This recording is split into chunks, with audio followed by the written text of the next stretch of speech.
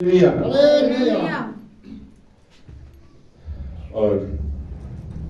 परमेश्वर ने हमें एक बार फिर से इकट्ठा किया। प्रभु के नाम की महिमा हो, प्रभु का नाम मुबारक हो। और व्यक्ति को उसके दिन पवित्र आत्मा आ चुका है और वह वापस नहीं गया।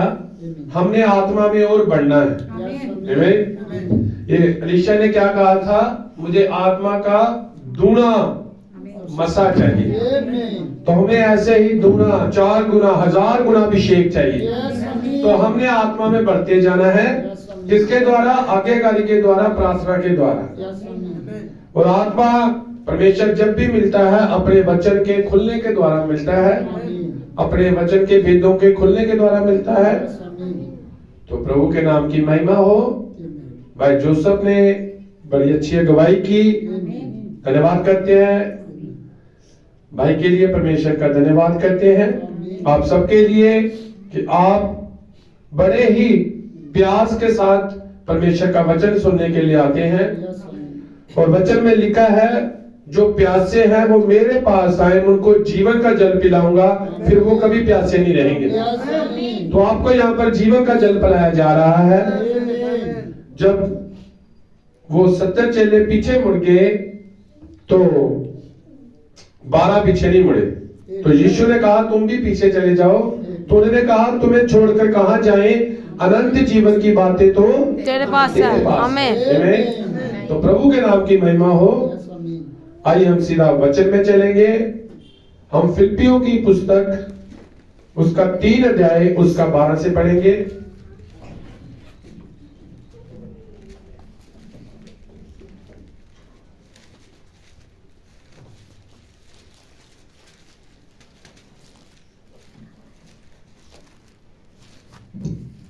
माइक में पढ़ेंगे। ये मतलब नहीं कि मैं पा चुका हूँ या सिद्ध हो चुका हूँ, पर उस पदार्थ को पकड़ने के लिए दौड़ा चला जाता हूँ जिसके लिए मसीह यीशु ने मुझे पकड़ा था।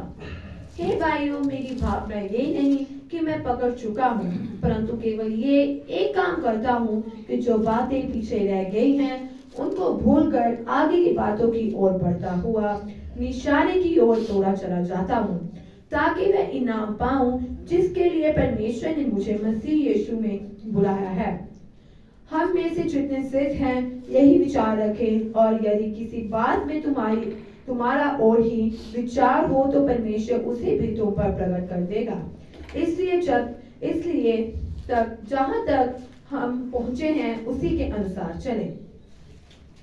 हे भाइयों, तुम सब मिलकर मेरी सी चाल चलो और उन्हें पहचान रखो जो इस स्थिति पर चलते हैं जिसका उदाहरण तुम हम में पाते हो, क्योंकि बहुत सी ऐसी चाल चलते हैं जिनकी चर्चा मैंने तुमसे बार बार की है, और अब रोक कर कहता हूँ कि वह अपनी चाल चलन से मसीह के क्रूस के बैरी हैं। उनका अंत विनाश है, उनका ईश्वर पेट है। वे अपनी रचा की बातों पर घमंड करते हैं और पृथ्वी की वस्तुओं पर मन लगाए रहते हैं, पर हमारा सब देश स्वर्ग पर है और हम एक उद्धारकर्ता प्रभु यीशु मसीह के वहां से आने की बात जोत रहे हैं। वे अपनी शक्ति के उस प्रभाव के अनुसार जिसके द्वारा वह सब वस्तु को अपने वश में कर सकता है, हमारी दीनहीन देह का रूप बदल कर अपनी महिमा की देह के अनुकूल बना देगा। आमीन। प्रार्थना करेंगे। परमेश्वर तेरा वचन पढ़े जाने पर सबको बरकत मिले, सबको आशीष मिले, प्रभु यीशु मसीह के नाम से मांगते हैं। आमीन। आप सब बैठ सकते हैं। बच्चों को आगे ले आएंगे, बच्चे आगे आ जाएंगे। बच्चों को आगे बिठाएं। बिल्कुल शांति से सब बैठेंगे। और आप सब आनंदित हैं? आमीन। आप सब प्यासे हैं? जो प्यासे हैं वो तृप्त किए जाएंगे। हम भूखे हैं परमेश्वर के वचन के लिए। हालेलुया। तो हमने फिलिप्पियों की किताब 3 की 12 में पढ़ा है कि ये मतलब नहीं कि मैं पा चुका हूं या सिद्ध हो चुका हूं, पर उस पदार्थ को पकड़ने के लिए दौड़ा चला जाता हूं जिसके लिए मसीह यीशु ने मुझे पकड़ा था। हे भाइयों, मेरी भावना ये नहीं कि मैं पकड़ चुका हूं, परंतु केवल ये कि ये काम करता हूं कि जो बातें पीछे रह गई हैं उनको भूलकर आगे की बातों की ओर बढ़ता हूं, निशाने की ओर दौड़ा चला जाता हूं। किसकी ओर दौड़ा चला जाता हूं? निशाने की ओर। जो आज का मेरा विषय है टारगेट, निशाना, एम। क्या विषय है? टारगेट, एम, निशाना। हमारा चर्च में आने का क्या टारगेट है? हमारा चर्च में आने का क्या मकसद है? क्या एम है? हमारा मसीह के पास आने का क्या एम है? आमीन। देखिए, हमारा चर्च में आने का टारगेट क्या है? हम क्या पाना चाहते हैं? क्या हम यहां तक सीमित तो नहीं कि गाड़ी, बंगला, धन दौलत, ऐशो आराम, बड़ा नाम, फेमस, आमीन, अपनी शोहरत, बड़ा फेम, बड़ा नाम।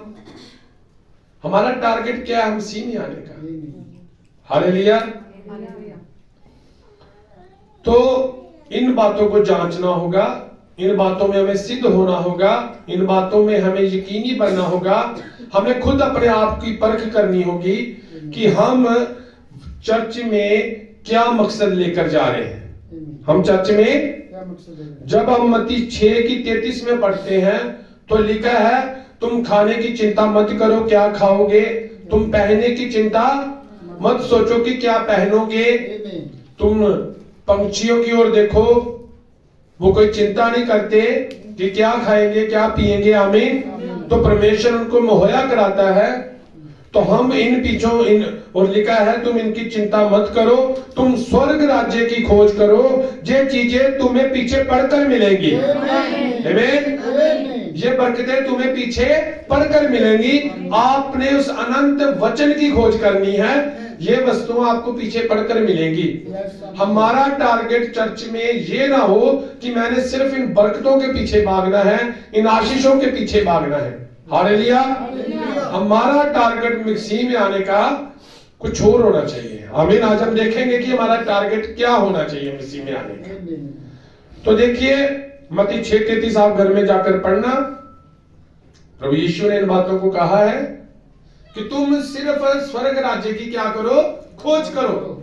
वचन को जानो, वचन को समझो, वचन की गहराई में जानो जाओ, वचन के प्रकाशन को परमेश्वर से मांगो कि वचन क्या कहता है, हमें कैसे जीना चाहिए, हमें कैसे रहना चाहिए। आमीन। हमें कैसे मसीह तक पहुंच करनी है। हालेलुया। हमें एक निशाने पर दौड़ना चाहिए, हमारा एक एम होना चाहिए, और वो एम केवल अनंत जीवन है। वो एम केवल क्या है? अनंत जीवन है, केवल रैप्चर है। एक मसीह के जीवन का एम केवल रैप्चर है। हालेलुया। अगर रैप्चर के अलावा आपका कोई चर्च में और एम है तो उसका कोई फायदा नहीं है। अगर आप बीमार हैं, अगर आप दुखी हैं, आप परेशान हैं, आपके हालात नहीं बदल रहे, तो यीशु मसीह के नाम से जैसे ही आप बपतिस्मा लेते हैं, आमीन, हालेलुया, जो बीमार नहीं है वो चंगे हो जाते हैं। जिनके हालात नहीं बदल रहे उनके हालात बदल जाते हैं, क्योंकि रिपेंट केवल यीशु मसीह के नाम से है। अगर कोई दुखी है, बीमार है, नहीं बदल रहा, तो हमारे पास ही नदी है। हालेलुया। हमारे पास ही नदी है। मन फिराने का समय है, कृपा का दरवाजा खुला है, आप बच सकते हैं। सबसे बड़ी खबर तो मैं यही मानता हूं कि एक इंसान के लिए ये मौका है कि वो अपने पापों की क्षमा प्राप्त कर सकता है। हालेलुया। तो आपका मकसद केवल क्या होना चाहिए? अनंत जीवन। देखिए, यीशु मसीह के पास कितने चेले थे? 70 चेले थे और 12 82 चेले थे। आमीन, हालेलुया। हम निकालेंगे मरकुस, अपने लूका,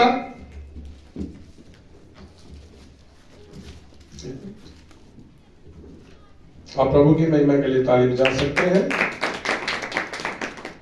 प्रभु आप सबको आशीष दें।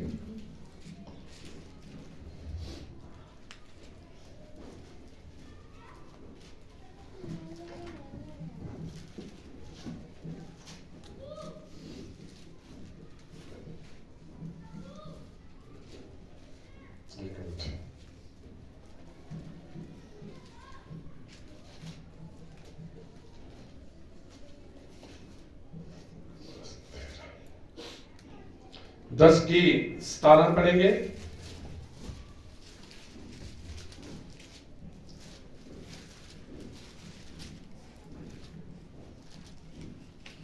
लूका 10:17।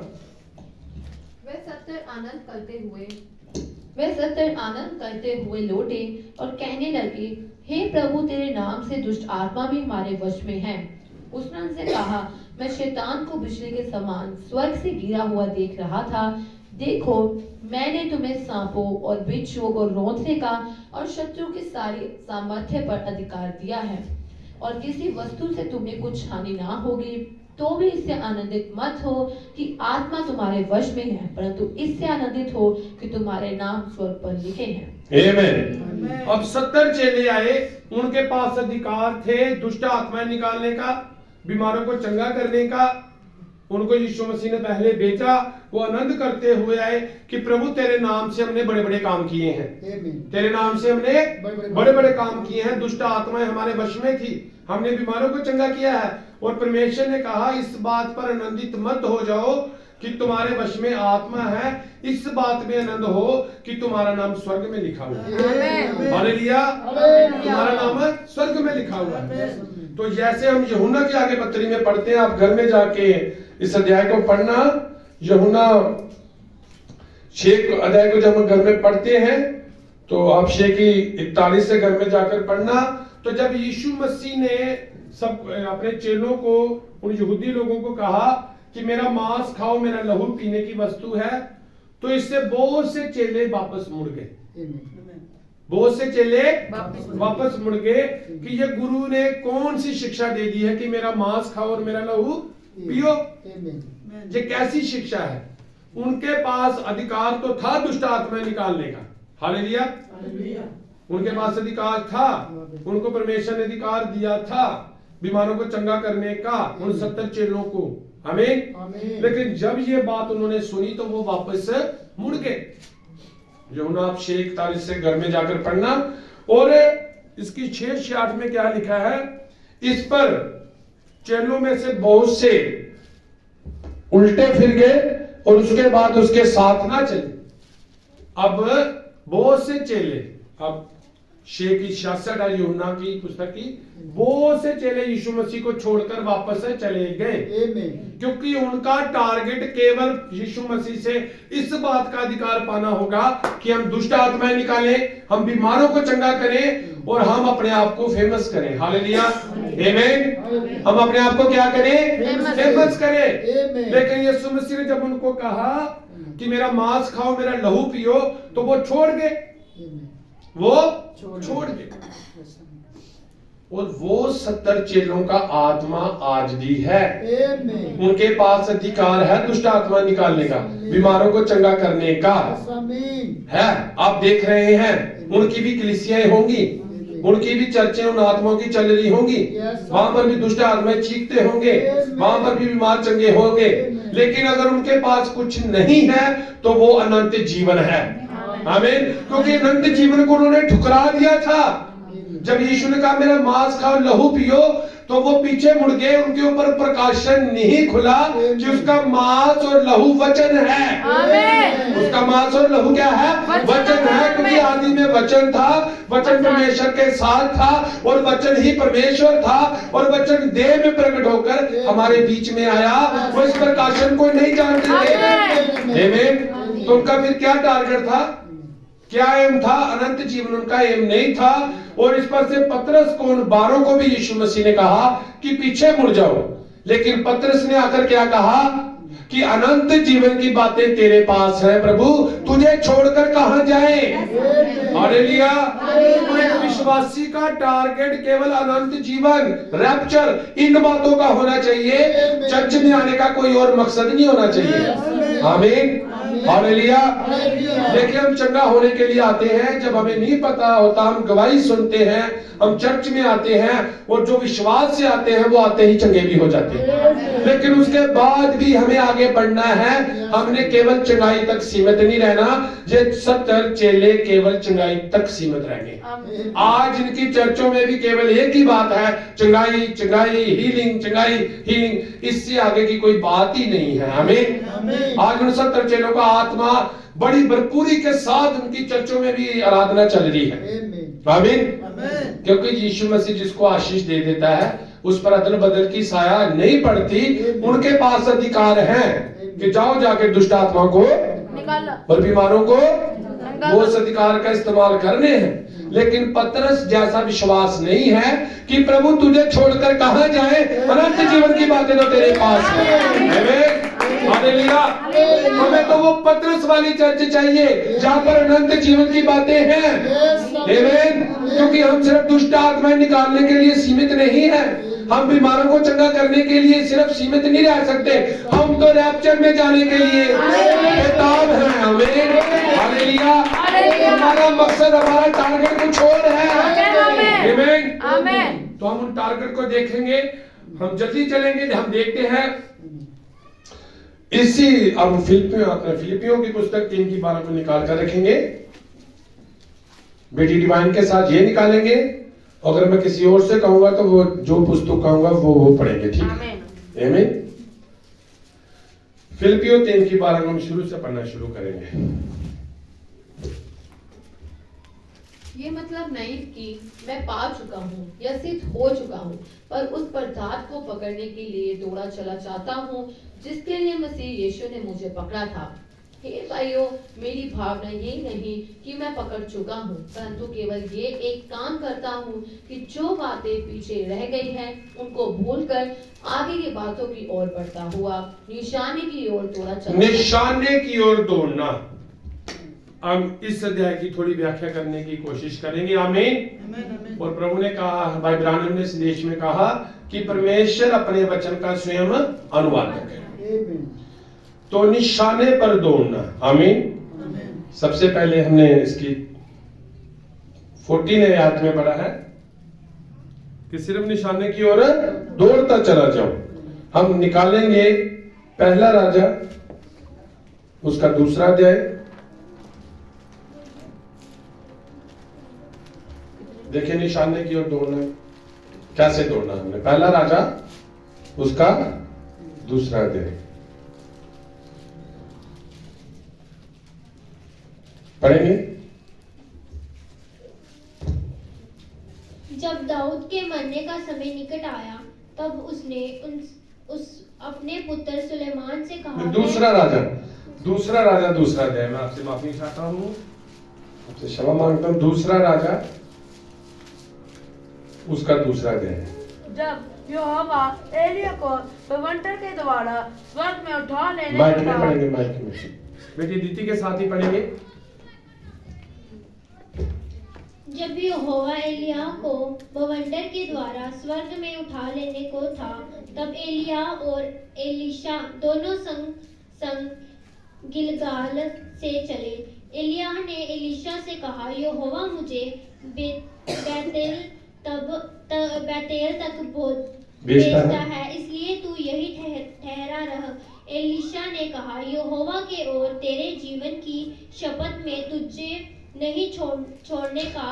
इसलिए ये बेतेल को चले गए और बेतेल वासी भविष्यद्वक्ताओं के चेले एलीशा के पास आकर कहने लगे, क्या तुझे मालूम है कि आज यहोवा तेरे स्वामी को तेरे ऊपर से उठा लेने पर है? उसने कहा, हाँ मुझे भी यह मालूम है, तू चुप रहो।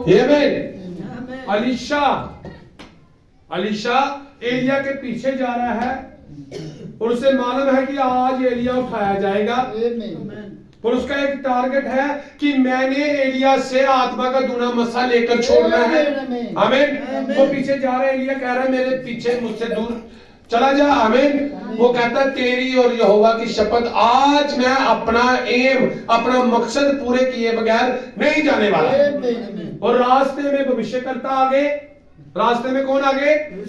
अलीशा, तू क्या कर रहा है? आज तो तेरा स्वामी उठाया जाएगा। बहुत सी बातें की होगी, उसको घबराने वाली बातें की होगी, उसको डराया होगा, ऐसा हो जाएगा, ये हो जाएगा। लेकिन अलीशा ने क्या कहा? चुप रहो, मैं भी जानता हूं। आमीन। पीछे चलता गया, आगे फिर भविष्य करता है। आमीन। फिर पढ़ेंगे, चलेंगे आगे। एलिया ने उससे कहा, हे एलीशा, यहोवा मुझे यरीहो के को भेजता है, इसलिए तू यही ठहरा रह। उसने कहा, यहोवा की ओर तेरे जीवन की शपथ में तुझे नहीं छोड़ने का। आज मैं अपना एम पूरे किए बगैर वापस नहीं जाने वाला। अलीशा ने ये ठान लिया था। आमीन। तो आज आप में से कौन है जो ये ठान कर बैठे हैं कि आज पवित्र आत्मा से ही भरकर जाऊंगा मैं और बुरे मसे से भरकर जाऊंगा मैं। आमीन। हालेलुया। देखिए अलीशा पीछे पीछे चल रहा है। आज अपना मकसद पूरे किए बगैर मैं वापस नहीं जाने वाला। तो भविष्यकर्ता फिर आगे, हालेलुया, उसको उसके मकसद से रोकने के लिए आए होंगे कि अलीशा तू उसके पीछे मत जा, तो वो उठाया जाएगा। आमीन। अलीशा ने कहा चुप रहो। ये चुप रहना आपने बोलना है। जब आप किसी मकसद की ओर जा रहे होंगे, जब आप किसी मकसद तक पहुंचने वाले होते हो, तो शैतान अपने एजेंटों को भेजता है। आमीन। शैतान किसको भेजता है? अपने एजेंटों को भेजता है, जैसे हवा के पास भेज दिया था। अब अलीशा ने यहां क्या कहा? चुप रहो, चुप रहो। आमीन। कि क्या कहा उसने? चुप रहो, मुझसे दूर रहो। आमीन। क्योंकि वो जानता था मैं किसी मकसद को पाने वाला हूं, आत्मा के दूढ़े मसे को पाने वाला हूं। आमीन। तो वो सर्पवंश आज भी क्या करता है? जब आप किसी मकसद को पहुंचने वाले होते हो तो वो आपके पास आ जाता है। आमीन। कि आपको गुमराह कर दे। आपको क्या कर दे? गुमराह कर दे। ऐसे ही उसने हवा के साथ अदन की वाटिका में किया था। हवा जिससे परमेश्वर बातें करता था, जो परमेश्वर को देखती थी, अब सर्प ने आके उससे क्या बात की? आमीन। आप पढ़ते हैं, आप पढ़ चुके हैं इस बात को। सर्प जिसकी बॉडी को लूसीफर ने इस्तेमाल किया था, उसने आकर हवा को बहकाया। उसने आके हवा से बात की। और एक ये बात नहीं है कि एक ही पहले दिन ही उसने आकर बात की तो हवा बहकाएगी, ऐसा नहीं है। अगर कोई सांप आकर हमसे बात करनी शुरू कर दे तो हम तो सोचेंगे ये कैसी बात है। आमीन। लेकिन हवा उससे अपरिचित नहीं थी। जब उसने बात की हवा के साथ, तो ऐसे मालूम होता है कि हवा उसको जानती थी। हवा उसके साथ पहले भी बातें कर चुकी थी। हवा उसके साथ पहले भी बातें कर चुकी थी। वो धीरे धीरे आया, धीरे धीरे आया, हवा को अपनी बातों में लिया और उसका सारा मसा खत्म कर दिया। आमीन। उसे वचन से बाहर निकाल दिया। और जैसे वो वचन से बाहर हुई तो क्या आ गई? उस पर तबाही आ गई। आमीन। आज भी वो सर्प का आत्मा, वो सरपेंट सील, आमीन, वो घूमता है, वो देखता है और आपको बढ़िया बातें करेगा, आकर मीठी बातें करेगा, गुमराह की बातें करेगा और आपको क्या करेगा? वचन से बाहर निकाल देगा, आप पर दंड आ जाएगा उसी वक्त। हालेलुया। लेकिन ये अलीशा वाला दूसरा राजा दूसरा अध्याय पढ़ना है, उसको क्या करना? चुप रहे और मुझसे दूर हो जा। आमीन। हालेलुया। क्या करना उसे? चुप रहा और मुझसे दूर हो जा। उसकी बातें नहीं सुननी। हवा ने उसकी बातें सुनी थी, उसकी बातों की ओर क्या लगाया था? कान लगा दिया था।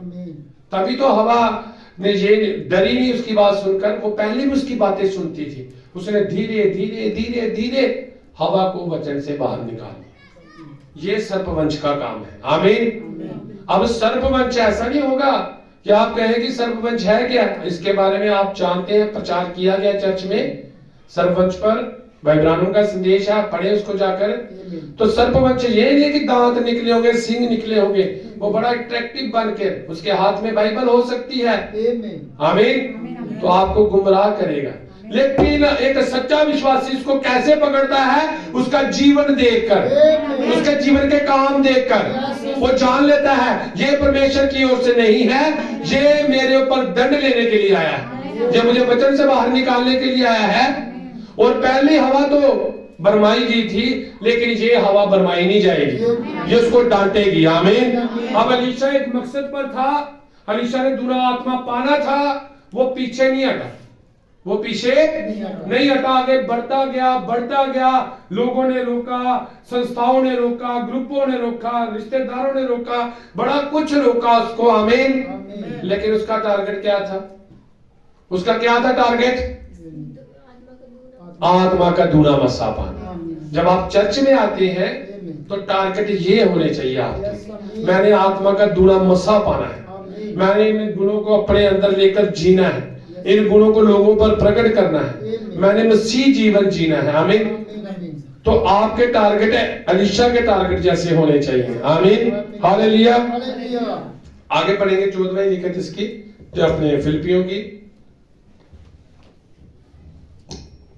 निशानी की ओर दौड़ा चला जाता हूँ ताकि वह इनाम पाऊं जिसके लिए परमेश्वर ने इनाम, ये इनाम क्या है? क्या कह रहे संत पौलुस सर? आपको पता लगा निशाने पर दौड़ना क्या है? जैसे अलीशा किस पर भाग रहा था, उसका क्या निशाना था? आत्मा का गुणा मकसद, ये निशाने पर दौड़ना है। और इनाम क्या है? पहला करंथिया निकालेंगे।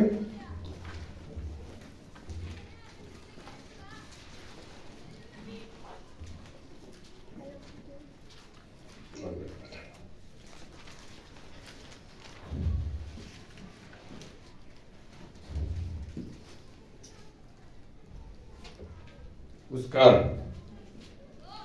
9 का 24 पढ़े।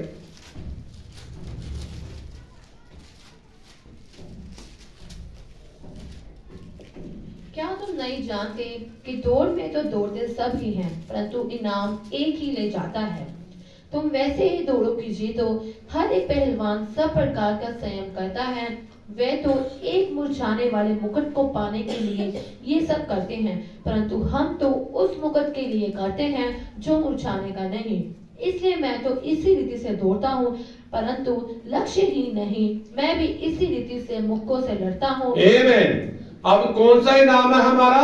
वो जीवन का मुकुट, जो मुरझाने का नहीं है। संत पौलुस ने बताया है कि आपका टारगेट वो जीवन का मुकुट होना चाहिए। हमें संसार की बातें नहीं होनी चाहिए। जो बना है वो गिरेगा, जो बनाया गया है वो गिरेगा। जितनी मर्जी बड़ी बिल्डिंग है, चाहे ये चर्च की बिल्डिंग है, आमीन, चाहे बड़ी बड़ी चर्चें हैं, सब गिर जाएंगी एक दिन। चाहे बुर्ज खलीफा है, आमीन, बड़े बड़े पुल हैं, बड़े बड़े इंजीनियरों ने बड़ी बड़ी इमारतों को बनाया है, ये सब खत्म हो जाएगा, गिर जाएगा। जो बनाया गया वो गिर जाएगा। अगर खत्म नहीं होगा तो वो अविनाशी परमेश्वर है। हालेलुया। अगर खत्म नहीं होगा तो वो केवल अविनाशी परमेश्वर और वो अनंत जीवन। आमीन। तो हमारा इनाम क्या है? अनंत जीवन, वो जीवन का मुकुट, अनंत जीवन का मुकुट। जब हम यहाँ पर एक जंग लड़कर जाएंगे, एक मकसद पर जिंदगी जिएंगे, हम पूरी रीति से परमेश्वर के स्वभाव के अनुसार जिंदगी जिएंगे, तो बहुत से प्राणों को जीतने का मकसद होगा। तो जब हम ऐसे एक योद्धे की तरह यहाँ पर दिन गुजार कर परमेश्वर के घर जाएंगे, तो वहां पर हमें जीवन का मुकुट मिलेगा। आमीन। वहां पर हमें क्या मिलेगा? जीवन का मुकुट मिलेगा। क्योंकि लिखा है कि यहोवा के घर में खाली हाथ मत जाओ, यहोवा के भवन में शूशे हाथ मत जाओ। आप चर्च में आते हैं, अपनी बेटे लाते हैं, अपने दान लाते हैं, तो परमेश्वर क्या आपको आशीष नहीं देता उनके बदले? आमीन, हालेलुया। परमेश्वर आपको उनकी क्या देता है? बरकत देता है, उसकी आशीष देता है। तो अब आपने जब स्वर्ग में जाना है तो वहां क्या लेकर जाना है आपने? आमीन। कि आप परमेश्वर को समर्पित कर सके, वो जीवन का मुकुट होगा। वो क्या होगा? जीवन का मुकुट होगा। प्रकाशित वाक्य 4 का 9 पढ़ेंगे। प्रकाशित वाक्य। जब वह प्राणी उसकी जो सिंहासन पर बैठा है और जो युगानुयुग जीता है महिमा और आदर और धन्यवाद करेंगे, तब 24 प्राचीन सिंहासन पर बैठने वाले, ये है स्वर्ग में आराधना। इस अध्याय में लिखा है स्वर्ग में आराधना। लौदीकिया काल के बाद, रैप्चर के बाद स्वर्ग में आराधना हुई है। आमीन। कौन कर रही है आराधना? उसकी दुल्हन कर रही है। हालेलुया। नए गीत के साथ उसकी महिमा कर रही है। ये उसकी दुल्हन है जो स्वर्ग में क्या कर रही है? आराधना कर रही है। हालेलुया। तो जैसे रैप्चर होता है उसके बाद स्वर्ग में आराधना है।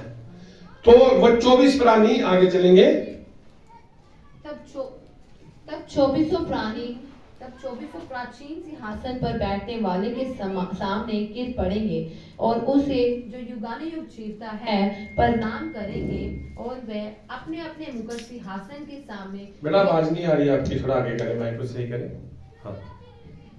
तब 24 प्राचीन सिंहासन पर बैठने वाले के सामने गिर पड़ेंगे और उसे जो युगानुयुग जीवता है प्रणाम करेंगे और वे अपने अपने मुकुट सिंहासन के सामने ये कहते हुए डाल देंगे, हे हमारे प्रभु और परमेश्वर, तू ही महिमा और आदर और सामर्थ्य के योग्य है। आमीन। वो 24 प्राणी, आमीन, वो जहाँ पर बैठे हैं वो अपने अपने मुकुट परमेश्वर के कदमों में अर्पित कर देंगे। अगर मुकुट होंगे तो कदमों पर अर्पित करेंगे, अगर मुकुट ही नहीं होगा तो क्या अर्पित करेंगे। तो उस मुकुट को पाने का आपका टारगेट होना चाहिए कि जब स्वर्ग में जाए परमेश्वर के सामने हो तो वो जीवन का मुकुट अपना निकाल कर उसके चरणों में रखकर कहे, परमेश्वर तेरी सदा तक महिमा हो।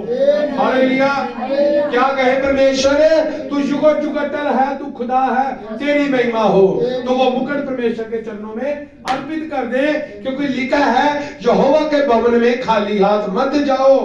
आमीन। हालेलुया। तो क्या लेकर जाना आपने स्वर्ग में? जीवन का मुकुट, जिसके बारे में संत पौलुस कह रहे हैं कि इनाम क्या है, निशाने पर दौड़ना क्या है। आपको समझ आ रही इन बातों की? आप आनंदित है? प्रभु की महिमा के लिए ताली बजाएंगे। आज चर्च में निशाने पर लोग भाग ही नहीं देखे। लोग, उनका टारगेट क्या है, मैं चर्च में जाऊंगा, बड़े भाई बहन है, मैं कोई बीमा कर लूंगा इनका जाकर, आमीन, मैं इनके इंश्योरेंस करूंगा, मेरा काम चल पड़ेगा, मैं इनके साथ कमेटियां डाल लूंगा, आमीन। कई भाई बहन ऐसे आए, मुझे चर्च में जाना चाहिए, वो भाई मेरे काम आ सकता है, वो परिवार मेरे काम आ सकता है। हालेलुया। आमीन। ऐसे लोग भी हैं, आमीन। लेकिन हमारा मकसद चर्च में आने का ये नहीं है। हमारा मकसद केवल अनंत जीवन है, रैप्चर है। ये बातें आपको रैप्चर से जाने से रोक सकती हैं। मकसद क्या है? लोग कहते हैं हमने गैर भाषा बोलना मकसद बन रखा है चर्च में आने का। मेरी कई भाई, एक भाई से बात हुई, भाई को मैंने संदेश सुनाया, भाई अपने घर में चर्च लगाते थे, तो भाई को मैंने संदेश सुनाया, तो भाई मुझे अपने घर में लेकर गए, तो भाई ने मेरे से वचन की बात सुनी, भाई चर्च में भी आते रहे, काफी टाइम आए, उसके बाद वो संदेश को छोड़ के, तो भाई ने मुझे कहा भाई ठीक है, सब बातें उसके अंदर ऐसे भरी हुई थी, शिक्षा जंगली बूटी ऐसी भरी हुई थी कि मुझे भाई ने कहा भाई बाकी बातें ठीक है, पर मेरे पर आप हाथ रखकर दुआ करो कि मैं गैर जुबान बोलना शुरू कर दूं। मैं बस गैर जुबान बोलना चाहता हूं, मुझे पता नहीं गैर जुबान आनी चाहिए। आमीन। मैं भाई क्या गैर जुबान बोलने से आप स्वर्ग चले जाओगे? मैं क्या, अगर आप गैर जुबान बोलनी है तो दुआ पहले ये करें कि प्रभु अगर मैं गैर जुबान बोलूं तो उसका अनुवाद भी कर सकूं। आमीन। हालेलुया। नहीं भाई मुझे गैर जुबान बहुत बोला, मेरे बाद लोग चर्च में आए, उन्होंने मेरी बेइज्जती की कि तू तो वचन में बड़ा ही नहीं, देख हम तो 2 महीने गैर जुबान भी बोलनी शुरू कर दी, तुझे 4 साल हो गए, तूने अब तक गैर जुबान नहीं बोली। हालेलुया। तो उन भाई ने मेरे से ऐसी बातें करनी, तो मैंने कहा ना भाई आप जब भी मांगे पूरा वरदान मांगे यीशु मसीह से। तो देखिए कैसे टारगेट है लोगों के, कैसे टारगेट है मसीह में आने के बाद। आप परमेश्वर के पास कौन से टारगेट लेकर आ रहे हैं? अपने बिजनेस सेट करने के, अपने, जब प्रभु ने कहा कि तुम स्वर्ग राज्य की खोज करो, संसार की बरकतें पीछे पड़कर मिलेंगी। आमीन। तो फिर क्या टारगेट होना चाहिए? स्वर्ग राज्य की खोज, अनंत जीवन, रैप्चर। हालेलुया। पवित्र आत्मा का तुना मस्सा, परमेश्वर का स्वभाव, मसीह जीवन, मसीह दौड़, महिम जीवन का मुकुट। हालेलुया। स्वर्ग में आराधना, मिलेनियम पर, उस महाभोज में। आमीन। हालेलुया। ये टारगेट होना चाहिए। आज टारगेट क्या है? आमीन। हालेलुया। तो क्या है इनाम हमारा? वो जीवन का मुकुट है, जिसे हमने क्या करना है? परमेश्वर के चरणों में अर्पित करना है। कहां पर जाकर? स्वर्ग में करना। और अब वो मिलेगा कैसे? कैसे मिलेगा? संत पौलुस ने कहा है कि दौड़ते तो सभी हैं, तुम मैं से दौड़ो कि मैं ही जीतूंगा। हालेलुया। भाई ब्रानम ने कहा कि 20 लाख में से कितने लोग जाएंगे? और आपका विश्वास ऐसा हो कि उन 2 जनों में से एक मैं हूं। हालेलुया। आमीन। आपका विश्वास उन दो लोगों में से एक मैं हूं। ऐसे दौड़ो आप महिमा के जीवन के मुकुट के लिए। आगे पढ़ेंगे फिलिप्पियों 3 जहां से आपने छोड़ा था 14 से आगे। निशाने की ओर दौड़ा चला जाता हूँ ताकि मैं इनाम पाऊं जिसके लिए परमेश्वर ने मुझे मसीह यीशु में ऊपर बुलाया है।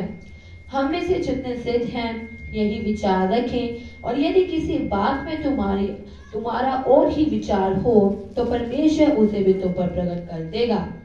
इसलिए जहां तक हम पहुंचते हैं उसी के अनुसार चलें। हे भाइयों, तुम सब मिलकर मेरी से चाल चलो और उन्हें पहचान रखो जो इस स्थिति पर चलते हैं जिसका उदाहरण तुम अब हम में पाते हो। आमीन। देखिए ये बताया गया है, इसका 17वीं लिखता है ये 17वीं आयत है। इसका मकसद है कि संगति किसकी करनी है। आपने समझा आप इस बात में? भाई ब्राह्मण का एक संदेश था यूट्यूब में कि आपके आसपास कैसे लोग, आप किन लोगों के बीच में रहते हो। आमीन। यहां पर संत पौलुस बता रहे हैं कि आपने कैसे लोगों की संगति करनी है, कैसे मसीह लोगों की संगति करनी है। जो लोग जैसे संत पौलुस चला, जैसे पतरस चला, जैसे यूहन्ना चला, जैसे प्रभु यीशु मसीह चला, वैसे जीने की कोशिश कर रहे हैं, वैसे सुसमाचार का प्रचार करते हैं, उन लोगों की संगति करने के बारे में कहा गया है। समझे आप? हालेलुया। प्रभु आपको आशीष दे कि किनकी संगति करनी है? उन लोगों की। अब 70 चेलों ने उन 12 की संगति नहीं की। 70 चेलों ने यीशु की संगति छोड़ दी, यीशु की संगति छोड़ दी। आज उनकी भी चर्चे होंगी, उन 70 चेलों की आत्माओं की भी क्या होंगी? चर्चे होंगे। ये नहीं है कि वो प्रभु को छोड़ गए होंगे और जाकर उन्होंने दुष्ट आत्माएं नहीं निकाली होंगी, निकाली होंगी दुष्ट आत्माएं। हालेलुया। बीमारों को चंगा किया होगा उन्होंने, लेकिन और ही तरह का सुसमाचार उन्होंने प्रचार करना शुरू कर दिया होगा जिसका परमेश्वर के साथ कोई भी लेना देना नहीं है। आमीन। हालेलुया। तो आज आप देख ही रहे हैं संत पौलुस गलातियों की पुस्तक में इसके प्रति चिंतित है कि तुम कौन सा सुसमाचार सुन रहे हो जो सुसमाचार है ही नहीं है। उसको श्राप भी दिया संत पौलुस ने। तो हम पढ़ेंगे, आगे पढ़ेंगे। क्योंकि बहुत सी ऐसी चाल चलते हैं जिनकी चर्चा मैंने तुमसे बार बार की है, और अब भी रो रो कर कहता हूँ कि वे अपनी चाल चलन से मसीह के क्रूस के बैरी हैं। उनका अंत विनाश है। अपनी चाल चलन से मसीह के क्रूस के बैरी हैं। ये क्रूस के बैरी होने का मतलब क्या है? क्रूस के बैरी। आपने इस अध्याय को घर में जाकर फिर से पढ़ना है, बार बार पढ़ना है। आमीन। क्रूस के बैरी। क्रूस पर क्या हुआ था? क्रूस पर क्या हुआ था? छुटकारा हुआ था पूरा मनुष्य जाति का। प्रभु यीशु मसीह ने अपनी जान देकर हमें जीवन दिया था। अपनी जान देकर हमें जिंदगी दी थी। हमारे पापों को अपने ऊपर उठाकर, हमारी बीमारियों को, हमारे दुखों को, क्लेशों को अपने ऊपर उठाकर अपनी जान दे दी कि अब ये मुझ में ही रह जाए, मेरे बच्चों तक ना पहुंचे। हालेलुया। कितनी महानता, वो सबसे कितनी महान घटना थी क्रूस पर कि यीशु मसीह ने पूरी मनुष्य जाति का कि जो कोई अब मुझ पर ईमान लाएगा, मेरे वचन को जानेगा, जो प्रकाशन के अनुसार मेरी भक्ति करेगा, आमीन, अब वो नाश नहीं होगा, बचाया जाएगा। लेकिन संत पौलुस कह रहे हैं कितने ऐसे हैं जो अपनी चाल चलन से मसीह के क्रूस के बैरी हैं। वो क्यों बैरी कह रहा है? क्योंकि वो आपको और ही तरह की शिक्षा दे देते। हालेलुया। वो आपको सही शिक्षा नहीं देते कि आपको मसीह के क्रूस पर मरने की जो आशीषें हमारे तक आई हैं वो मिल सके, आपका छुटकारा हो सके। वो इसलिए मसीह के क्रूस के बैरी हैं। हालेलुया। जब मसीह क्रूस में हमारे लिए पापी बना, आमीन, हमारे लिए क्या बना? वो पाप को नहीं जानता था, तो हमारे लिए क्या बना? श्रापित बना। आमीन। कोई ऐसा उसने काम नहीं किया था। और जब धरती को श्राप दिया तो धरती पर क्या हो गए थे? कांटे। और जब मसीह के सिर पर वो कांटों का ताज रखा तो ये बात को प्रमाणित किया गया कि अब ये बंदा श्रापित है, इसके ऊपर श्राप आ गया। कांटे किसको बयान करते हैं? शराब को। जब वो हमारे लिए श्रापित बना तो कांटों का ताज उसके सिर पर रख दिया गया। तो देखिए, शैतान की सबसे बड़ी यही योजना है कि आप मसीह के क्रूस के बेनिफिट ना ले सके, उसके बेनिफिट ना पहुंचे। मसीह के क्रूस के बेनिफिट क्या है? अनंत जीवन, पापों से छुटकारा, पापों से आजादी। हालेलुया। उसने मरकर हमें जीवन दिया है। तो उसके बेनिफिट आपको कैसे पहुंचेंगे? अगर आप मसीह की सही शिक्षा के अनुसार जीवन व्यतीत करेंगे। हालेलुया। वो आपको सही शिक्षा से दूर रखते हैं, और ही बातों में फंसा देते हैं, और ही बातों में फंसा देते हैं कि आप सही शिक्षा को ना पा सकें। इसलिए वो मसीह के क्रूस के बैरी हैं। हालेलुया। आमीन। देखिए, परमेश्वर हर बात को दोहराता है। एलिया के आत्मा का मसा कितनी बार है बाइबल में? पिछली बार आपने बात की थी 5 बार। आमीन। तो देखिए, पहला पुनरुत्थान कब हुआ था?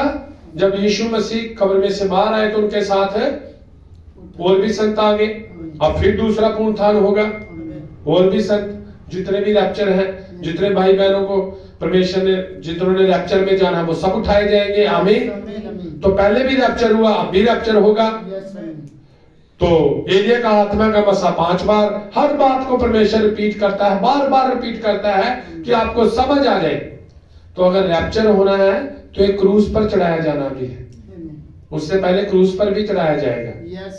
तो पहले यीशु मसीह देह में था, लोगों ने क्रूस पर चढ़ाया। आज वो वचन के रूप में हमारे बीच में, तो आज लोग वचन को क्रूस पर चढ़ा रहे हैं। हालेलुया। वचन को क्या कर रहे हैं? झूठी शिक्षा के द्वारा, अपनी मनमर्जी के द्वारा, लौदीकिया काल, लोगों का अधिकार, जैसे दिल कर रहा है वैसे आराधना कर रहे हैं, जो मन में आ रहा है वो बोल रहे हैं, झूठी भविष्यवाणियां कर रहे हैं। एक भाई भविष्यवाणी कर रहा, लाखों की भीड़ उसके सामने लगी हुई है, पंजाब में उसकी काफी भीड़ है, तो वो बोल रहा है, आर नाम वाले बंदे, बी नाम वाले बंदे, तेरे साथ ये हो जाएगा, तेरे साथ वो हो जाएगा। आमीन। परमेश्वर को तुक्के लगाने की जरूरत नहीं है। तो देखिए, क्रूस के बैरी क्यों है? वो आपको सही तौबा तक नहीं आने देते, आपको सही रिपेंट का, तौबा का तक आपको नहीं आने देंगे। वो कभी भी रसूलों की 2:38 का प्रचार नहीं करेंगे।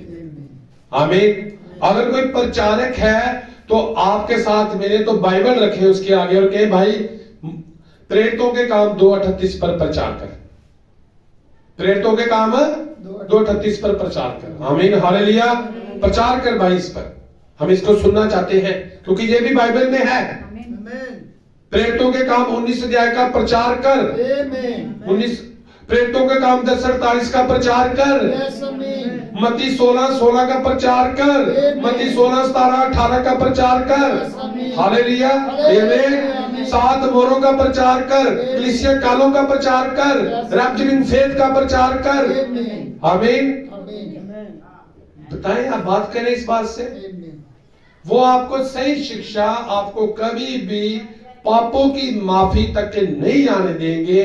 शैतान की सबसे बड़ी युक्ति यही है कि आप के पाप माफ ना हो और आराधना करते रहे, आप आराधना करते रहे।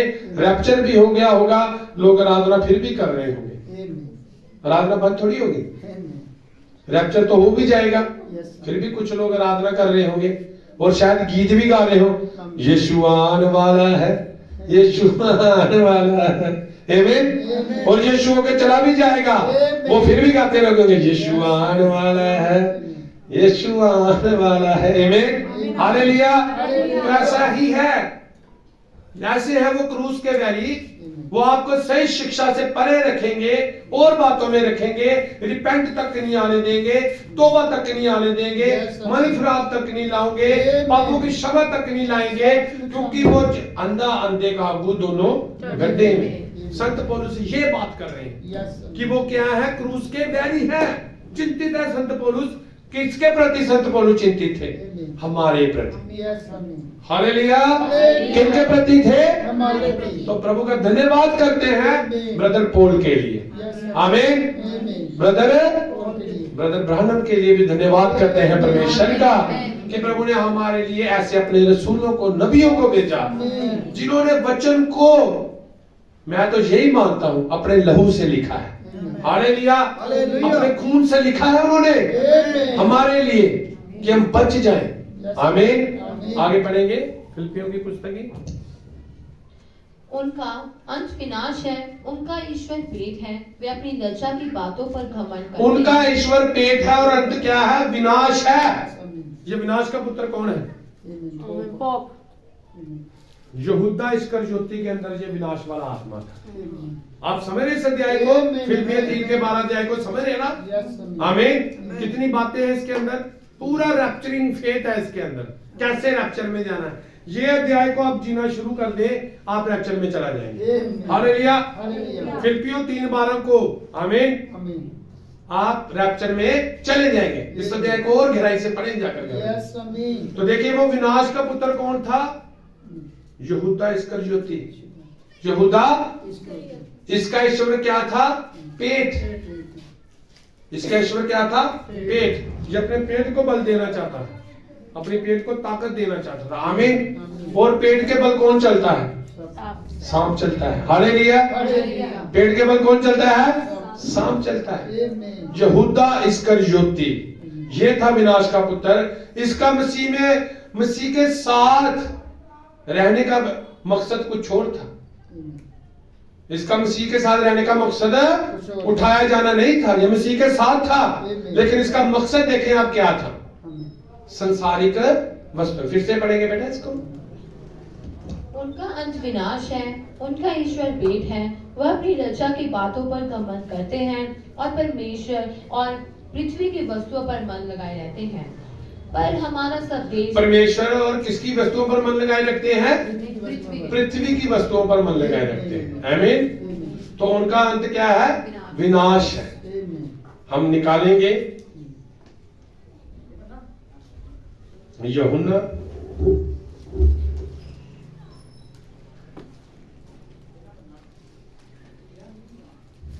की पुस्तक।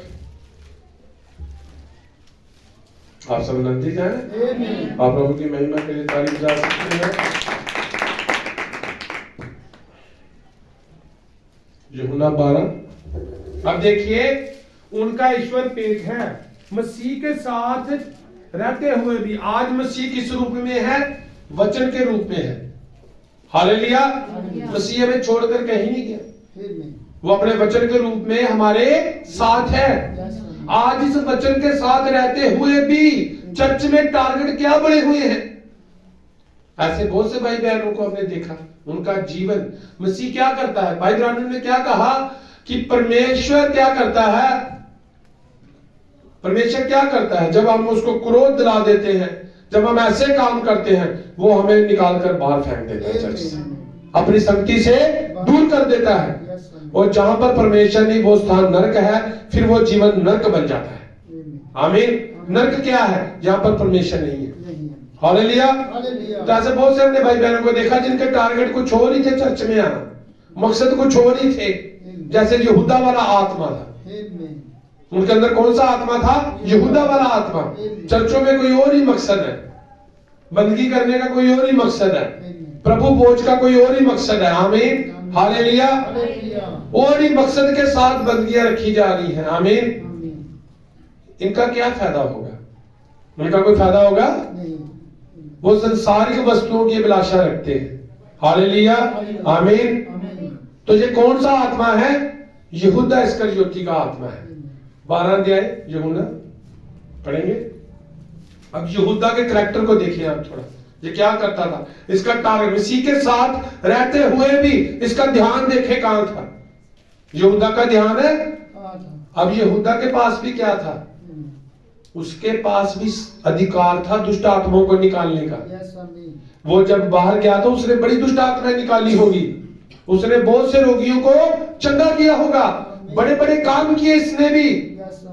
ये मसीह के साथ रहता था, मसीह के साथ रहता था। आज आप ये नहीं कह सकते कि मसीह हमारे साथ नहीं है। ये वचन मसीह है, ये हमेशा आपकी अगुवाई करता है। हालेलुया। ये आपको समझाता है, आपको सचेत करता है हर बात में। मेरे बेटे तू ये मत कर, ये वचन से बाहर की बात है, तो ऐसा मत जी, ये वचन से बाहर की बात है। प्रभु का आत्मा कभी नहीं छोड़ता। तो देखिए यहूदा का कैरेक्टर देखेंगे। यीशु फसह से 6 दिन पहले बैतनिया में आया, जहां लाजर था, जिसे यीशु ने मरे हुए में से जिलाया था। वहां उन्होंने उसके लिए भोजन तैयार किया और मार्था सेवा कर रही थी और लाजर उनमें से एक था जो उसके साथ भोजन करने के लिए बैठे थे। ये लाजर कौन था? जिसे यीशु मसीह ने कब्र में से उठाया। आमीन। और मरियम कौन थी? उसकी बहन थी। चलेंगे। तब मरियम ने जटामासी का आधा सेर बहुमूल्य इत्र लेकर यीशु के पांव पर डाला और यीशु के पांव पर इतना बहुमूल्य इत्र लाकर मरियम ने डाल दी। अब यहूदा भी वहां पर बैठा हुआ है, यहूदा भी बैठा हुआ है। अब उसका ध्यान देखिए, उसने प्रेम से भरकर मरियम ने, आमीन, हालेलुया, हालेलुया। देखिए परमेश्वर को उत्तम से उत्तम देना है। आमीन, उत्तम से उत्तम देना है। कभी भी परमेश्वर को बची हुई चीज नहीं देनी। आमीन। ये मेरे पास ज्यादा, मैं ये दे दूं, ऐसा कभी नहीं करना। हालेलुया, आमीन। एक अंधा भिखारी था। आमीन। उसके पास एक ही भेड़ थी, उसके पास एक ही भेड़ थी जो उसको चलने में क्या करती थी? मदद करती थी, उसको रास्ता दिखाती थी। उसके जीवन का क्या था? वो भिखारी था, वो भेड़ उसको दिखाती थी रास्ता, वही भेड़ उसको रास्ता दिखाती। अब देखो, उस भेड़ को उसने बड़े प्यार से उस मेमने को पा रखा था कि ये मेरी अगुवाई करती है, मुझे रास्ता दिखाती है। अब उसकी पत्नी या उसकी बेटी बीमार हो गई, उसकी पत्नी या बेटी बीमार हो गई। उसने परमेश्वर के आगे दुआ मांगी, प्रभु तू मुझे चंगा कर दे, मेरे पास कुछ नहीं है चढ़ाने के लिए, मैं इस मेमने की बलि दे दूंगा, इसकी। उसकी पत्नी चंगी होगी, अब वो वही मेमना लेकर जा रहा है उसको बलि देने के लिए। तो याजकों ने कहा ऐसा मत कर, तेरे पास यही है, तेरे को रास्ता दिखाने के लिए तू कोई और भेड़ ले आ, तू कोई और भेड़ खरीद के ले आ, तो उसकी बलि दे दे, इसको रहने दे। ये ट्रेंड है, ये जानती है तू किन रास्तों से जाना है, किन रास्तों से आना है, तेरे इसको पूरा समझ है कि तुझे अंधे को इसने कैसे गाइड करना है। आमीन, हालेलुया। तू इसकी बलि मत दे, तू बाजार से कोई और ले इसकी बलि दे दे। उसने कहा मैंने अपने परमेश्वर से इसी का कमिटमेंट किया है, मैं इसी की ही बलि दूंगा। आमीन, हालेलुया। तो प्रभु को कभी भी आप उत्तम से उत्तम दें तो वो आपको उत्तम से उत्तम देगा। आमीन, हालेलुया। अपना जीवन क्रूस पर अर्पित कर दें। प्रभु मैं इस पाप में जीवन को क्रूस पर तेरे साथ तुझे समर्पित करता हूं, ये प्रार्थना होनी चाहिए। प्रभु अपने से जीवन को, इस दुखों से भरे जीवन को क्रूस पर समर्पित करता हूं। अब मैं जीवित नहीं हूं, अब जो जीवित है वो मसीह है। आमीन। मेरा पुराना स्वभाव, मेरा जीवन मैंने क्रूस पर चढ़ा दिया है, अब मैं नई सृष्टि हूं, अब जो कुछ है वो जीसस है। आमीन, हालेलुया। पढ़ेंगे। और अपने बालों से उसके पांव पोंछे और इत्र की सुगंध से घर सुगंधित हो गया। परंतु उसके चेलों में से यहूदा इस्करियोता नामक एक चेला जो उसे पकड़वाने पर था, कहने लगा ये इत्र 300 दिनार में बेचकर कंगालों को क्यों ना दिया यहूदा गया? ने क्या कहा? ये इतना महंगा इत्र यीशु के पैरों पर क्यों ढेल दिया? इसको बेचकर तो मैं कंगालों को दान दे सकता था। लेकिन वो झूठ बोल रहा था। वो क्या बोल रहा था? झूठ बोल रहा था। आगे पढ़ेंगे। उसने ये बात इसलिए नहीं की कि उसे कंगालों की चिंता थी, परंतु इसलिए कि वह चोर था और उसके पास उनकी थैली रहती थी और उसमें जो कुछ डाला जाता था वह निकाल लेता था। ये आत्मा था यहूदा का। आमीन। जो दान की थैली होती थी, जो दान की थैली होती थी किसके पास रहती थी? यहूदा के पास। आमीन। यहूदा सर्पवंश था, वो पैसों को अपने पास रखता था। आज भी लोग कहते हैं ना खजाने के ऊपर सांप बैठा हुआ है। आमीन, हालेलुया। खजाने के ऊपर कौन रक्षा, खजाने की कौन रखवाली कर रहा है? सांप। आमीन। तो देखिए वो सर्पवंश था, तो वो जो दान मिलता था यीशु मसीह को, जो दान चढ़ावा होता था, वो सारा यहूदा के पास रहता था। यहूदा उसमें से क्या करता था, निकाल लेता था।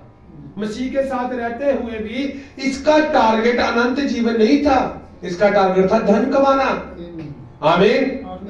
इसका टारगेट क्या था, धन कमाना। यही बात मैं आपसे कर रहा हूं कि हमारा चर्च में आने का टारगेट क्या होना चाहिए, और अगर इसने ऐसा किया तो इसके साथ फिर क्या हुआ, ये नरक में गया। ये कहां गया, नरक में गया। ये स्वर्ग अनंत जीवन को इसने ठुकरा दिया।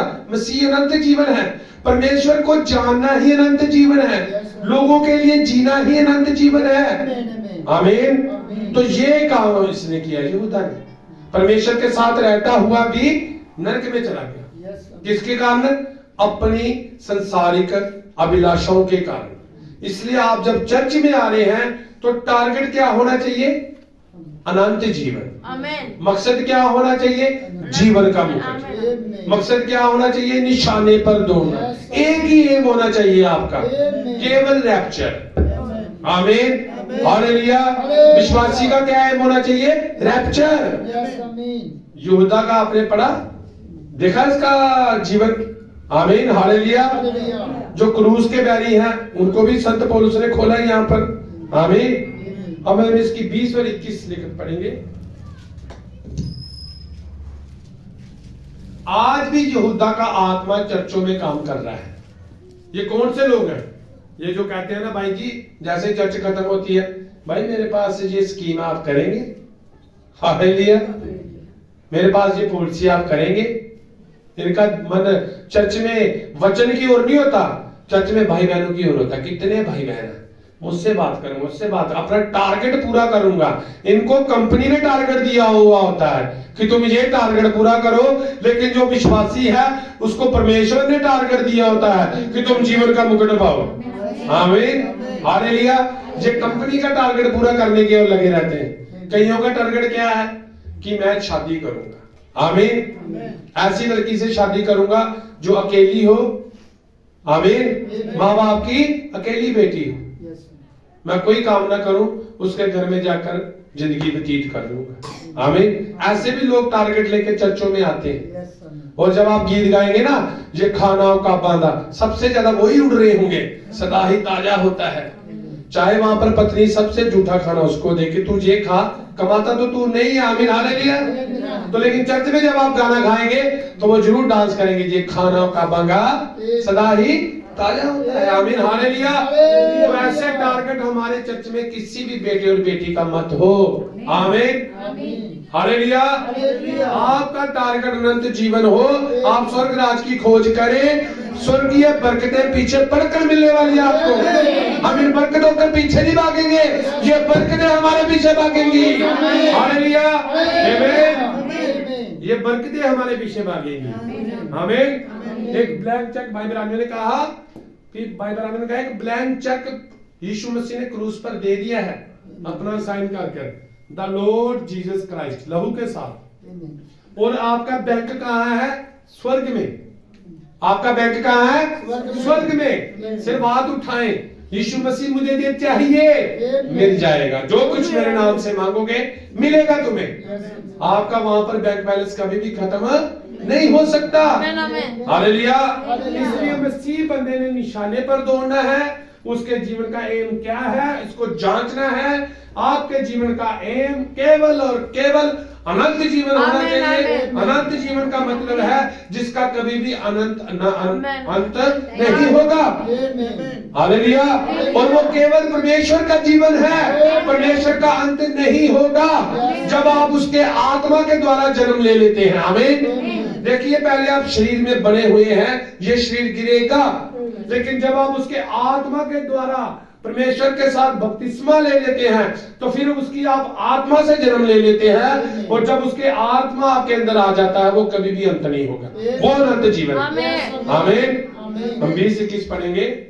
देखिए, संत पौलुस ने सबका करैक्टर खोल दिया और बता दिया कि निशाने पर आपका टारगेट क्या होना चाहिए। इस 20 और 21 में लिखित में पढ़ेंगे। फिलिपियन 3 की 20-21 फिलिपियन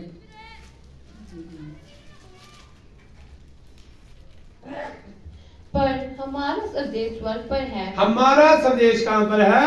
स्वर्ग में है। संत पौलुस कह रहे हैं हम धरती के नागरिक नहीं हैं, हमारी नागरिकता धरती की नहीं है। हालेलुया। तो धरती की चीजों के पीछे मत भागे। आप जानते हैं जब नोटबंदी हुई थी तो क्या हालात हुए थे लोगों के? चलो हमारे पास तो नोट ही नहीं थे इतने, आमीन हालेलुया, हम तो बस प्रभु का धन्यवाद कर रहे थे। पर जिनके पास थे धरती के, वो क्या कर रहे थे? हालेलुया। तो अगर धरती के नोट धरती पर ही बंद हो गए तो ये हालात हैं, तो ये नोट स्वर्ग में नहीं चलने वाले। ये भी बात है, आमीन। स्वर्ग में ये करेंसी बदल जाएगी। तो फिर क्या होगा? ये धरती की करेंसी स्वर्ग पर नहीं चलेगी। इसलिए प्रभु यीशु मसीह ने कहा तुम धरती पर धन इकट्ठा मत करो। तुम्हारा स्वर्ग कहां पर हो? तुम्हारा धन कहां पर हो? स्वर्ग में। क्योंकि जहां तुम्हारा धन वहां तुम्हारा मन लगा रहता है, फिर तुम्हारा मन स्वर्गीय बातों की ओर लगा रहेगा। और संत पौलुस ने कहा हमारा सब देश धरती का नहीं है, स्वर्ग में है। हम धरती के लोग नहीं हैं, तभी तो धरती की बातें हमें खींच नहीं सकती। एक बार भाई ब्रानम किसी फैक्ट्री में गए तो वहां पर क्या थी? वो लोहे की फैक्ट्री थी, स्क्रैप की फैक्ट्री थी। तो वहां पर एक लिफ्ट लगी हुई थी। वो लिफ्ट आती थी, चुंबक थी उसके ऊपर लगी हुई। उस लिफ्ट ने आना और वो सारे लोहे के जो इतना भी स्क्रैप पड़ी हुई है सबने उसके साथ चिपक जाना और उस लिफ्ट ने जाना और आग की भट्टी में डाल देना और सबने एक बन जाना। लेकिन कुछ पुर्जे ऐसे थे जो उठाए नहीं जा रहे थे, उनको नीचे नेट लगे हुए थे। उनको नीचे क्या लगे हुए थे? जमीन के साथ उनके नेट कस गए थे। अब वो लिफ्ट आती थी लेकिन वो नेट उनको ऊपर नहीं जाने देते थे। हालेलुया। अब जमीन के साथ उन पुर्जों के क्या लगे हुए थे? नेट कसे हुए थे। वो नेट क्या था? मेरी जमीन, धरती पर काफी जमीन जायदाद है। हालेलुया। मेरी धरती पर इतना मकान है, आमीन। मेरा इतना बैंक बैलेंस है, हालेलुया। मेरा खानदान इतना बड़ा है, मेरा नाम इतना बड़ा है, मेरी नौकरी इतनी बड़ी है, मेरा कद इतना बड़ा है, आमीन हालेलुया। और धरती का खिंचाव आपको रैप्चर पर नहीं जाने देगा। पहले उन नेटों को खोलना होगा, धरती की इन बातों को खोलना होगा, हालेलुया। अपने परिवार को पाले, इनकी बढ़िया परवरिश करें, आमीन। एक विश्वासी जानता है उसने परमेश्वर से क्या मांगना है। प्रभु ने जरूरत पूरी करने का वादा किया है आपसे। तो देखिए हमारी नागरिकता धरती की नहीं है, हम कहां के वासी हैं? स्वर्ग के। तो हम धरती की बातों में नहीं फंस सकते। ये बातें आपके पैरों के लिए बंधन ना हो। आगे चलेंगे। और हम एक उद्धारकर्ता प्रभु यीशु मसीह के वहां से आने की बाट जो रहे हैं, वह अपनी शक्ति के उस प्रभाव के अनुसार जिसके द्वारा वह सब वस्तुओं को अपने वश में कर सकता है, हमारी दीनहीन देह का रूप बदल कर। आमीन। अब यीशु संत पौलुस कह रहे हैं तुम निशाने पर दौड़ो, तुम इनाम को पाओ, तुम जीवन के पकड़ को पाओ और अनंत जीवन को पाओ जो परमेश्वर ने तुम्हारे लिए ठहराया है। क्योंकि वो पल भर में हमारी देहों को बदल कर हमें एक स्वर्गीय दे देगा। हम अपनी चौफनी में आ जाएंगे, हालेलुया। हमारी देहें बदल जाएंगी, हम उठाए जाएंगे, हमारा रैप्चर हो जाएगा। आंख बंद करते ही हम स्वर्ग पर होंगे, हालेलुया। ये आपका इनाम है, ये आपका टारगेट है, ये विश्वासी का निशाना है। अगर वो विश्वासी ही नहीं है, जिसका निशाना रैप्चर नहीं है, वो विश्वासी नहीं हो सकता, हालेलुया, आमीन। अगर कोई कहे मैं मसीह हूं तो मसीह का निशाना केवल और केवल रैप्चर है, और कोई निशाना नहीं है, हालेलुया। अगर और निशाने लेकर कोई चर्च में आ रहा है तो यहूदा इस्करियोती वाला आत्मा है उसके अंदर, उन 70 चेलों वाला आत्मा है, आमीन, हालेलुया। लेकिन दुल्हन के अंदर तो एक ही विश्वास है, एक ही बात है उसके अंदर। चाहे दुखों का पहाड़ आ जाए, चाहे सारा संसार उल्ट जाए, सारी दुनिया उसके पास हो जाए, शैतान पूरा जोर लगा दे कि मसीह से पीछे हट जा, पीछे हट जा, लेकिन दुल्हन एक ही बात कहेगी, प्रभु तुझे छोड़कर कहां जाऊं, अनंत जीवन की बातें तो तेरे पास है, हालेलुया, आमीन। दुल्हन कभी भी अपने टारगेट को मिस नहीं करेगी, निशाने पर तीर लगाएगी। हालेलुया, बिल्कुल निशाने पर। और निशाना है क्या है? यीशु मसीह के सामने नहीं खड़ा होना जाकर स्वर्ग में, आमीन। जो सामने खड़ा होगा सफेद सिंहासन के, वो बच नहीं सकता। हालेलुया।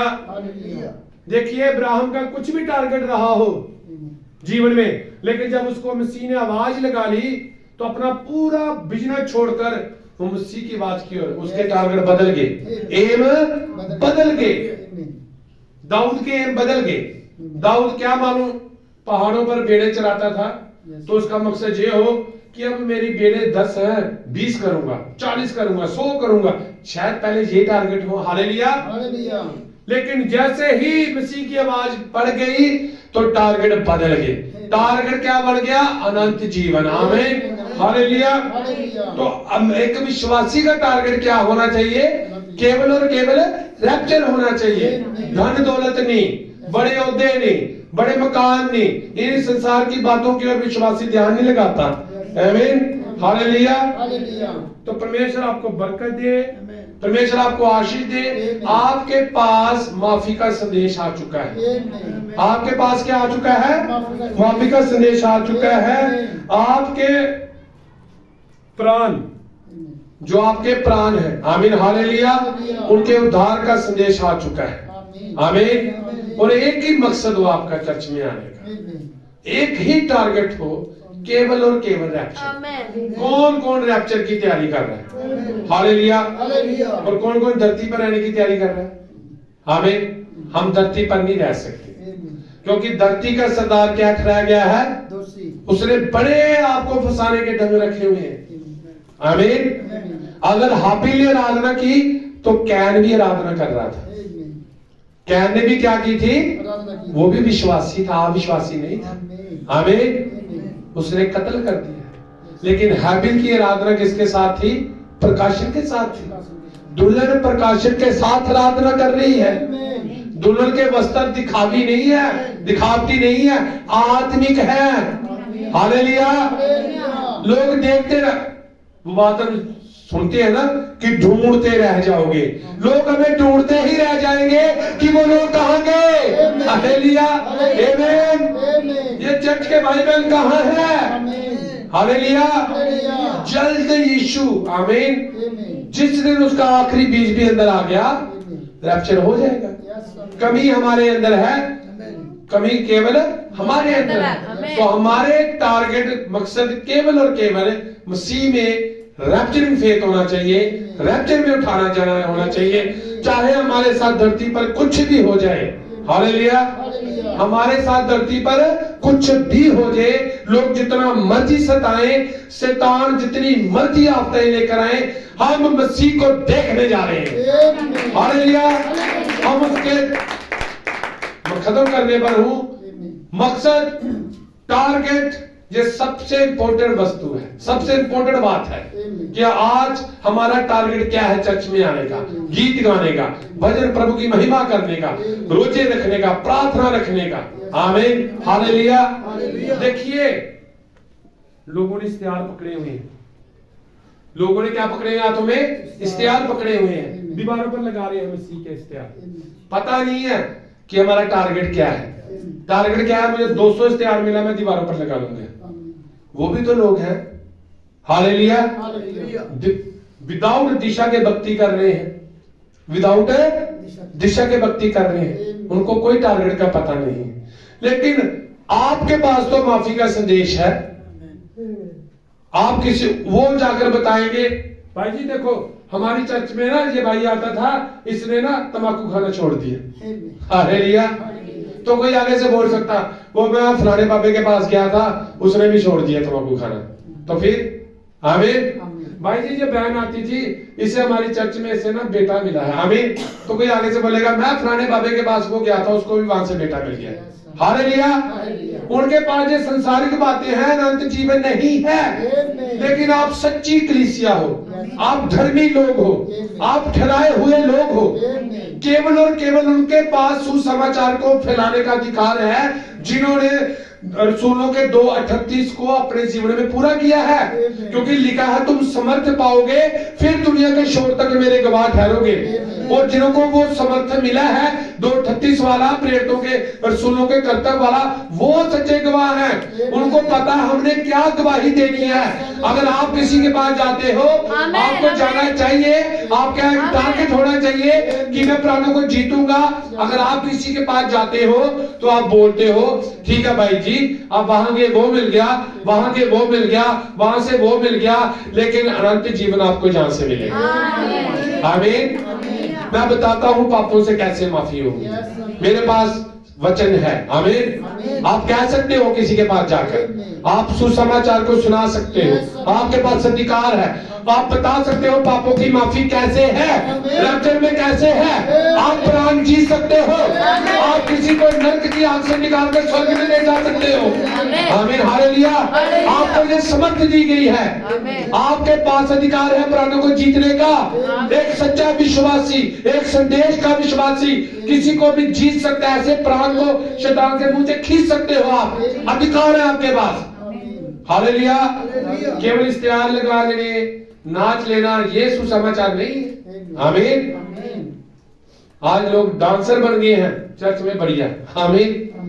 तो देखिए, अगर आपको लगता है कि मैं किसी प्राण को बचा सकता हूं तो आपके पास अधिकार है, उन प्राणों को बचाएं जाकर। आमीन। ऐसा ना हो कि आप परमेश्वर के साथ हो और वो बंदा नरक में चला जाए और कहे प्रभु ये मुझे बचा सकता था, इसने मुझे नहीं सुनाया।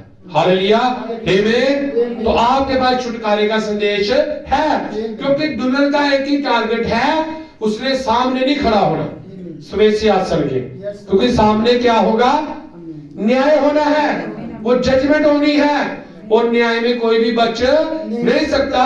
दुल्हन ने तो साथ में बैठना है, उसने न्याय करना है, और न्याय किसके द्वारा करना है, इस वचन के द्वारा करना है। और दुल्हन का एक ही टारगेट है, अनंत जीवन, परमेश्वर का जीवन। और हमारा क्या टारगेट आज के बाद चर्च में आने का, केवल और केवल अनंत जीवन, संसार की बातें नहीं, ये पीछे पढ़कर मिलने वाली है। प्रभु आपको बरकत, प्रभु आपको आशीष दे। सब प्रार्थना करेंगे, सब प्रार्थना करेंगे।